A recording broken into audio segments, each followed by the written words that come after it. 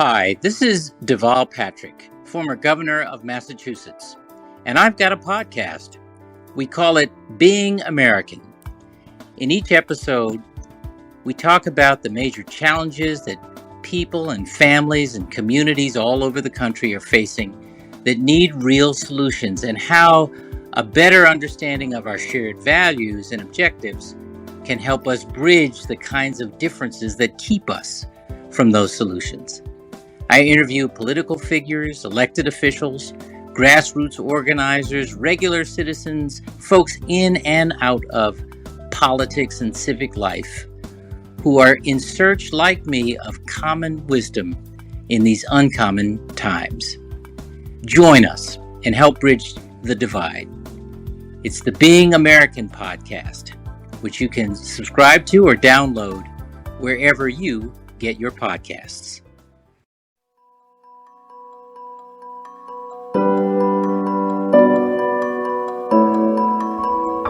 Welcome to For All, a podcast by ACLU of Mississippi, offering lessons and stories on how to advocate for all Mississippians. I'm Candace Coleman, Communications Director at ACLU of Mississippi. And I'm Delana Tavicle, the Smart Justice Advocate here at the ACLU of Mississippi. So this week we are continuing our series of conversations about immigrants' rights. So far you've heard from a DACA recipient and her reason for going into the healthcare field.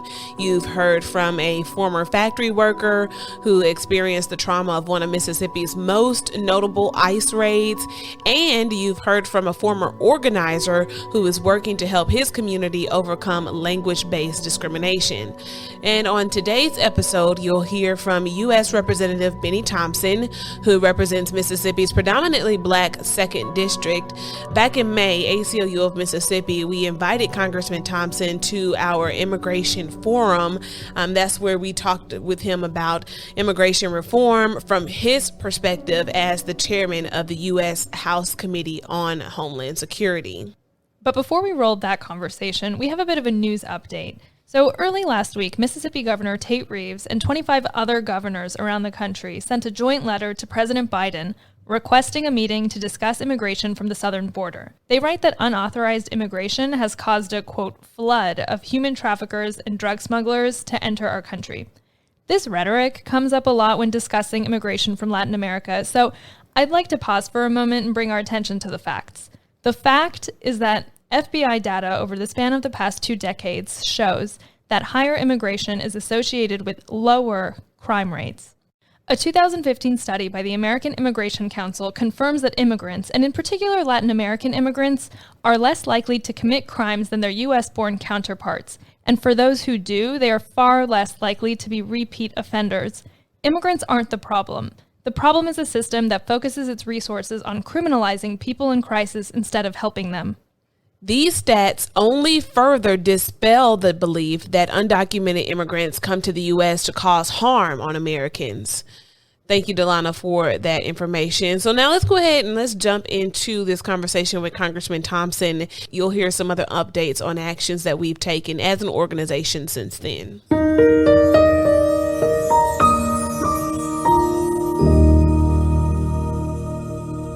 Now we would like to invite Congressman Bennie Thompson, chairman of the U.S. House Homeland Security Committee, to offer his insights on the possibility of further immigration reform and the challenges that are in the way. Congressman Thompson, first, thank you so much for joining us this evening. We're grateful for your participation. Thank you so much for having me. I am excited about being on the program. I think I can say that I'm the only member of the delegation who's actually a card-carrying member of the ACLU. I take that with pride. And as you've already said, part of my chairmanship and responsibility on the Homeland Security Committee goes toward border security. That means the majority of people coming into the United States, either by land, by air, or by sea, my committee has the responsibility for verifying who they are. And so much of the attention has been paid to the southern border. Our Hispanic neighbors to the south, like a lot of people who want to come to this country, are coming for economic reasons. We have a large number of unaccompanied minors coming to the country. Our laws specifically say that if an unaccompanied minor comes and present themselves, we have to take them in.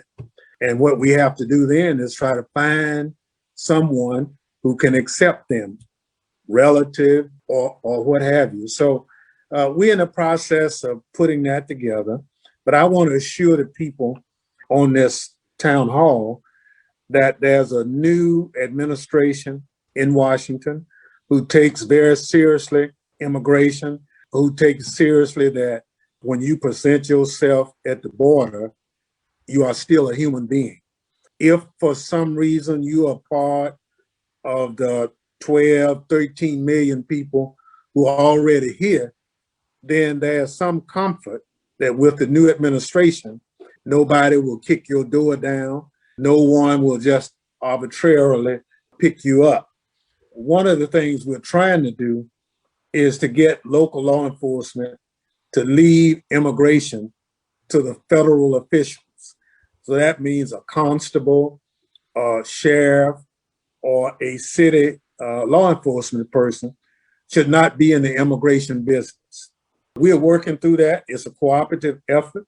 And we've taken the position that unless a crime is being committed, there are a lot of things those undocumented people who live here in this country should not be afraid to go to work every day like they've been doing.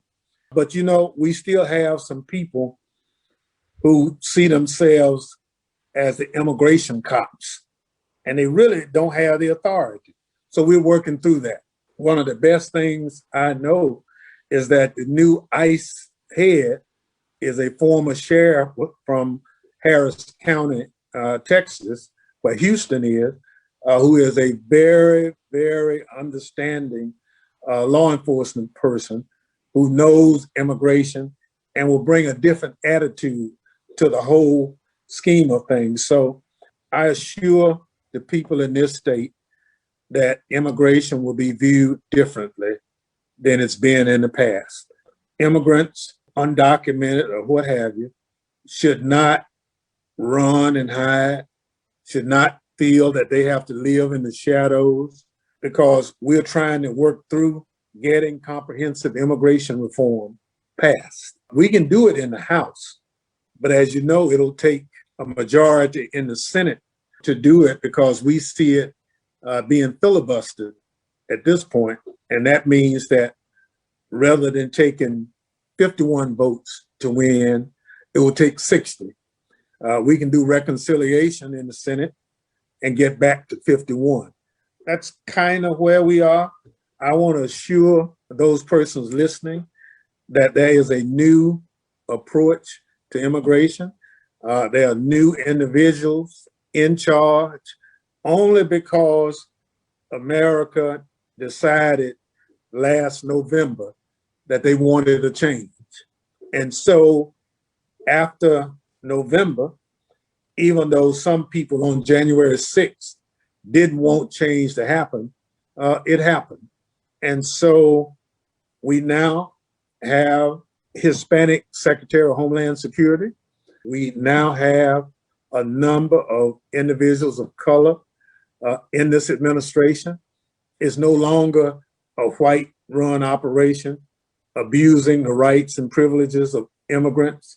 And so I feel very good about it. I've toured several areas along the border in the last 2 or 3 months, looking at how things are different. And I can say beyond a shadow of a doubt that things are moving in the right direction. They are not perfect, but they are moving in the right direction. People are listening. People are making policies that are different. They are throwing old policies out that abused and misused individuals who presented themselves at the border. The Constitution protects people who are citizens as well as human beings. And so we make no distinction.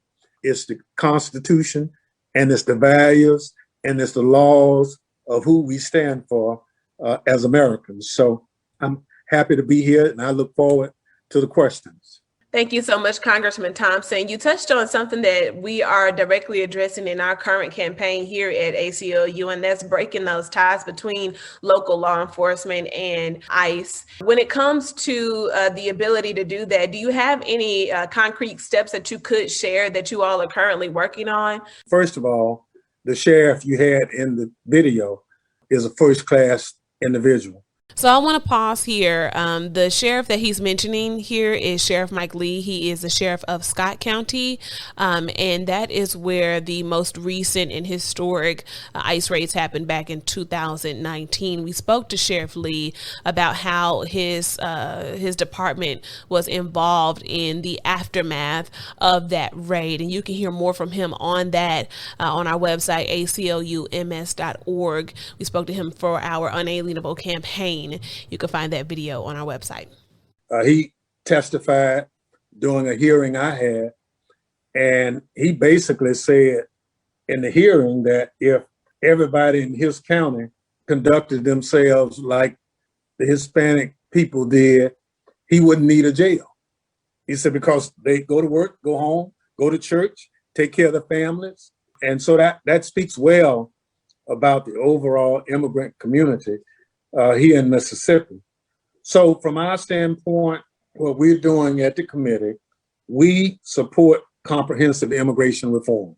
We think that everyone who's here who would want to become a citizen should have a pathway to citizenship.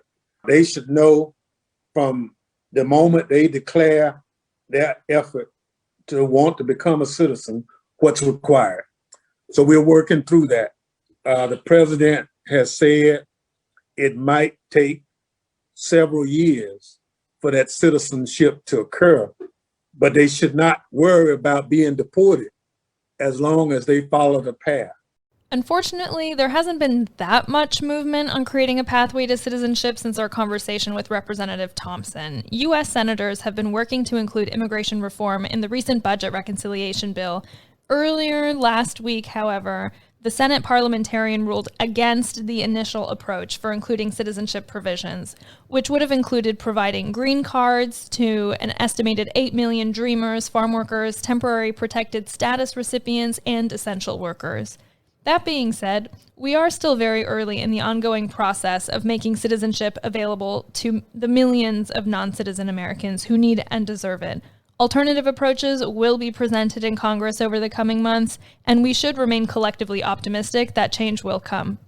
But also, part of what we do on our committee is to make sure that people who are here are not abused if they are picked up by ICE. We have had a number of persons in Adams County, some Cameroonian individuals had been assaulted and were about to be deported. And we interceded and got that deportation order stopped.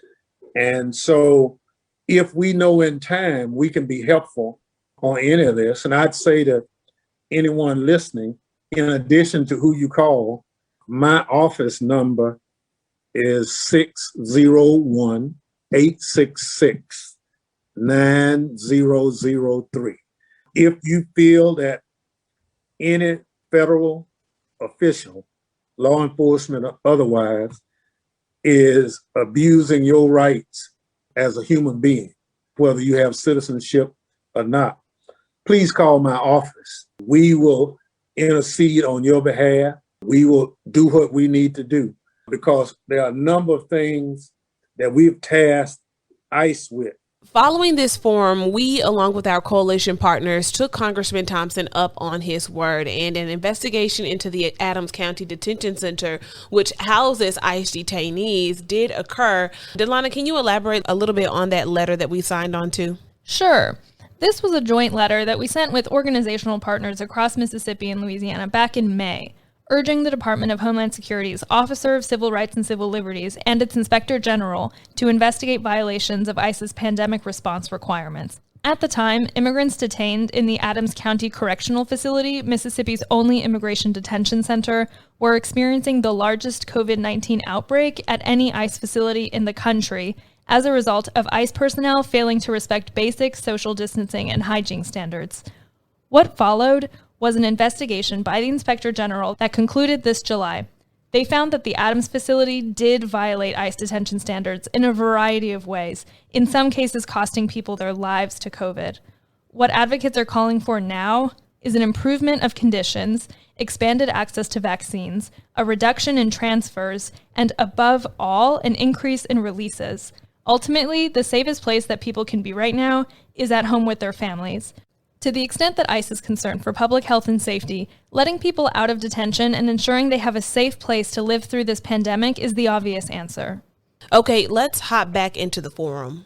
But if you've been in this country for 5, 10, 15 or more years, working primarily in the same community, in most instances on the same job, that's not a priority for ICE. So we are coming back to how it used to be, that you have to prioritize your deportation.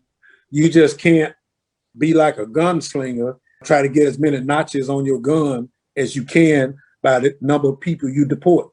That's not your job. So I subscribe to making sure that the prioritization of deportation is the bad people. Bad people are not individuals who get a speeding ticket. Bad people are not individuals who get a parking ticket. So bad people are not even people who get DUIs. So I think we just have to make sure that those standards and policies are adhered to. And that's what I'll do with the committee. Thank you for that, Congressman Thompson. As far as, like you said, you spoke about, the priorities of ICE. Let's talk about back when the raids happened at the food plants here in Mississippi, the historic roundup that happened there. Could you say now that under this administration that would likely not happen again? Well, I would say that the policies are in place, that type raid would have to be okayed at the highest level. It would not be run out of a local ICE office, or for that matter, a regional ICE office. The policies in place now says that those type raids, which actually cost the government money, because the millions of dollars that we spent on personnel, housing, equipment, helicopters, buses, just didn't make sense when you arrested everybody at work. And up to this point, I can say that the intent is that if there's some fraudulent things going on, if those companies are complicit, it's the companies that we will be looking to rather than the workers. Let's rewind it back. You spoke a little bit about the Adams County Detention Center and what you were able to do to keep those Cameroonian immigrants from being deported. There have been some other reports of abuse and neglect toward immigrants at the Adams County Detention Center and ICE detention centers across the country for that matter. What do you see as the root of this abuse, and how do you impact change? It's a culture, and you have to change the culture of ICE. A lot of us are looking at seriously outlawing private prisons. We just think they have not operated in good faith, that they about making as much money as they can and not about following established constitutional standards for incarcerated individuals. In most instances, they don't even follow the ICE standards. So what we have in place now, we don't tell the Adams County facility, for instance, ICE will be there on Monday. We just now have, we don't tell any facility at this point when we are coming. So that means if you're running a facility, it needs to be constitutional all the time. Now, the other thing we had the situation in Georgia with the ladies who obviously were, from a female standpoint, was being misdiagnosed and a lot of other things by local health officials. We made the complaint on that. It's under investigation, and nobody got deported who made the complaint. The employees who supported the complaint did not get fired. So let's give some context here. Congressman Thompson, he's referring to allegations that a for-profit ICE detention center in Georgia forced sterilization procedures on immigrant women.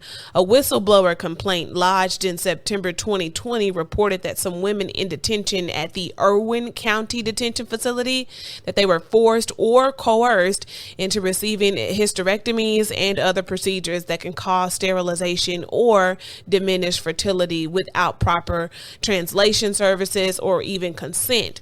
The ICE detention story reflects a long pattern in the United States of the coerced sterilization of marginalized populations, particularly Black, Latinx, and Indigenous peoples. In fact, the Nazis, they borrowed ideas for their sterilization regimen from eugenic sterilization laws that were adopted in the U.S. in the early 20th century. So we want to make sure that if a person is held in an ICE facility, that facility meets all the constitutional standards that are required by the Constitution and ICE. Now, there are some bad apples, but if you know of bad apples, let us know, and we'll work on getting the bad apple removed. And when we talk about the safety of these centers and we think about the pandemic that we're currently in, we know that there were a few outbreaks, specifically at the Adams County Detention Center. Moving forward, how will that be handled? Can we talk about vaccinations and the availability to those immigrants and to the people who are being brought in at the border? What is the safety there like? President Biden is now directing some alternatives to detention. So that means you don't have to lock up everyone else. And I support, by all means, the alternative. What we have now is if a person presents themselves at the border, CBP has 72 hours by law that they are supposed to keep that person and transfer them to ICE custody. Somewhere between getting in the Customs Border Protection facility and a transfer to ICE, we should know whether or not from a COVID test, whether they're negative or positive. If they are positive, they are separated from the general population by order of Secretary Mayorkas. To my understanding, and I'm sure there will be exceptions, that is the policy right now. When it first started, we had some challenges because we just had an overwhelming number of people coming into the southern border. But we've now gotten it managed. We've gotten some additional facilities to work with the unaccompanied minors and others. So I think now the report I saw earlier this week is those individuals are now staying in ICE custody somewhere between 55 and 60 hours. They're not even staying the maximum number of 72. But before that, they've been staying longer. What would you say could organizations like the ACLU and just regular community members, what could they do to help push the federal government in the right direction when it comes to these policies and treatment that affects immigrants? You should call every federal elected official. In Mississippi, there are 6 of us, 4 members of Congress and 2 senators. You need to make sure that the 2 senators are always called and the particular representative in that area. As well, I'll get the call, but the other people, I don't represent Forest, Mississippi, but I was the only someone who went to Forest, Mississippi when the immigrant were arrested. I do represent Carthage. So call your local officials, make that complaint. If you can identify who it is that's doing it, try to remember the nameplate or something that can help us zero in on the individual who either rightfully or wrongly, in your mind, conducted that unlawful activity. But also, it is, in my opinion, anybody can make a complaint. And I don't think any person who's here, documented or undocumented, should feel that if I make this complaint, then I'll get deported. I want to make sure that under the Biden administration, a complaint is not tantamount to deportation. That is not the case. With the new ICE director, I'm certain you'll see orders prohibiting that kind of punitive action being taken just because someone questioned the activity of an ICE official. And I'm glad you spoke about, your counterparts and your colleagues in Congress and at Capitol Hill. The ACLU of Mississippi was actually able to defeat several voter suppression bills in the Mississippi legislature this year, one of which would have required proof of citizenship to vote. This bill would have created a flagging system that would have potentially kept registered voting citizens from being able to vote. Can you talk about the current wave of voter suppression bills that our country is seeing and how they could affect not only people who are seeking citizenship, but also citizens? So how these bills that are attempting to attack folk who are not yet citizens, fully citizens, how these bills are also affecting people who are, citizens and registered to vote. Elections have consequences, good and bad. In November, the voters of the United States spoke as to who they want their leadership. After that, the voters of Georgia spoke and said who they wanted in the United States Senate. So normally in America, we settle our differences at the ballot box. Your candidate win, you're happy. My candidate lose, I say I'll see you in 2 years or 4 years at the next election. But we had a different mindset after this past November election, because on January 6th, we actually had an insurrection at the United States Capitol by, quote, so-called American citizens who said the election was stolen. And so therefore they tried to stop the counting of the electoral vote. But that's not who we are as a country. And that's why we have to fight with every fiber in our body to make sure that those kind of individuals don't prevail. So now, because of that, there are 47 states in the United States that are trying to mitigate the opportunity for voters to vote. Now, I'm looking at you and you looking at me and everybody looking at each other. Now, if somebody asks me to prove my citizenship, if I wanted to vote, I don't know what they're going to ask me for, because, I could have driver's license, but it's not on my driver's license, so I don't know what they're going to ask me. It's for people who don't look like, quote, an American. Well, I think I'm as American as anybody, but if somebody asked me to prove my citizenship, I had to try to go back home and get my birth certificate. Well, that's not who we are.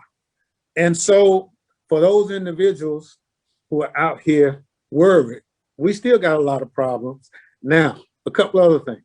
In Georgia, if I'm standing in line on a midsummer day, it's 100 degrees, and somebody offers me a bottle of water, they have just broken the law, because Georgia said you can't provide any food or drink to anybody standing in line to vote. Well, that's crazy. But we saw the lines, how long people stayed. Then people decided to go get water. Some people bought umbrellas for people to put over their head so that people wouldn't leave. So now they're trying to kill the incentives. So there are 47 states who are trying to kill the incentives for people to vote, because in a number of those states, the margin of victory was so small that if they can mitigate and stop people from voting, then the other side might win. So I'm excited about the opposition that's coming against this. And we have a term in my community that God doesn't like ugly. And so this is real ugly that's taking place. And I feel in the end, the energy behind fighting all these voter mitigation efforts will really rally people to go out and be that much more committed to voting. So I'm excited about it, but we need all hands on deck to help us. We need organizations, we need citizens, we need plaintiffs for various lawsuits if we have to go to court. That's why ACLU is so invaluable, because you just, as an organization, have taken a position that free speech is open to anyone. The ability to vote should be available to anyone, and any impediments to that should be challenged. So I'm excited about it, but all the states are trying to discourage voting. We ought to be encouraging people to vote. No, you make a good point. Everything always goes back to voting and getting people in office who can pull their power together to make some real change. And with that being said, I will kind of wrap in one of the questions that we did get from the audience here into that question, because sometimes a lot of people just feel like they're even if they do make those complaints, like you said, or make those calls to our other elected officials, that their voices still won't be heard and there still won't be any action. So if we were able to pull all of the power together to elect people and to have that power behind us so that some real change could be made, do you ever see in the future that ICE being no more, or these detention centers being no more? Do you ever see that happening if the power was there to do that? The president has already made a very strong statement against private prisons. The majority of ICE detainees in this state, in this country, are held in private facilities, primarily run by 3 private prison companies. Well, if we did away with them, then we'd have to come to some alternatives to detention. And that's where he's headed. Let's take a moment here to talk about private prisons and the role that they play in ICE detention. Mass immigration detention developed only in recent history. Until the 1980s, immigrants were generally able to live freely while they navigated the legal processes necessary to secure this country as their home. As mass incarceration in private prisons became the norm, however, so too did the detention of immigrants. In some cases, criminal justice reform has been able to empty out jails and other carceral facilities of the justice-impacted people they formerly held, but rather than shut down those facilities altogether, many of them have been converted into immigration detention centers run by private prison companies. Now, over 90% of people detained in facilities that opened since 2017 are owned or operated by private companies, and these facilities are often located in remote or rural locations in order to isolate detainees and limit their access to counsel. The Adams County Correctional Facility in Natchez, Mississippi is one such case. The criminalization of immigrants increasingly pressures law enforcement to arrest, detain, and deport nonviolent immigrants, which in turn pressures the expansion of the private for-profit prisons used to detain those immigrants, which then prompts an increase in ICE arrests to fill those prisons. And the cycle goes on, eating away at taxpayer dollars and leaving millions of communities torn apart in its wake. The ACLU has taken up a campaign to pressure the Biden administration to shut down ICE facilities. I've said it before and I'll say it again. President Biden has already initiated an end to private prisons. On the campaign trail, he promised to do the same with private detention facilities. It's time to see that promise fulfilled and Adams County shut down for good. We're not saving money by having private prisons for any of this. So I see that as a way.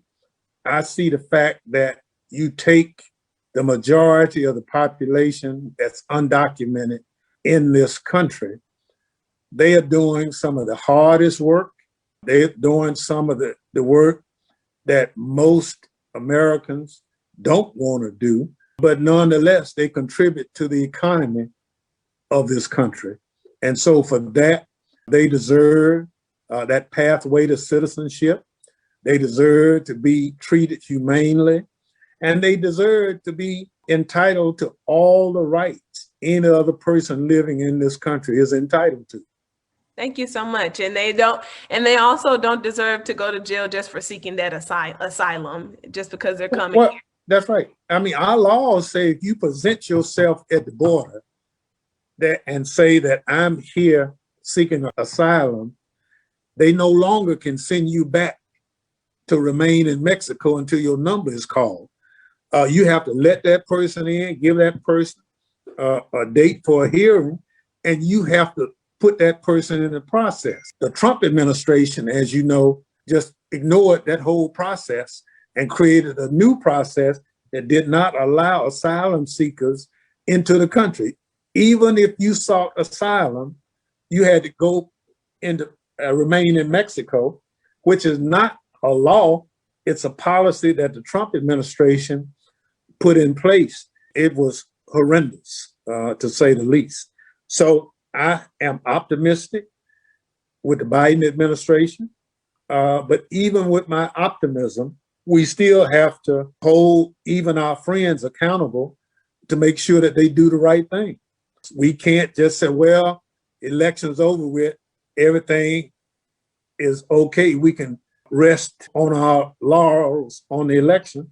We can't do that. We still have to advocate and agitate. All right. Thank you so much, Congressman Thompson, once again for joining us this evening. And we look forward to working with you in the future. Thank you very much. Stay strong.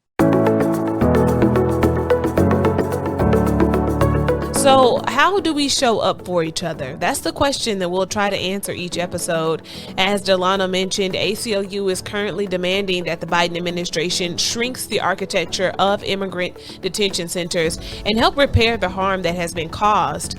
So you can help by sending a message to the Department of Homeland Security Secretary Alejandro Mayorkas to demand the close of ICE detention centers, including the Adams County Detention Center here in Mississippi. In the description of this episode, we have a link there to the action where you can easily send that message and join in the fight for all.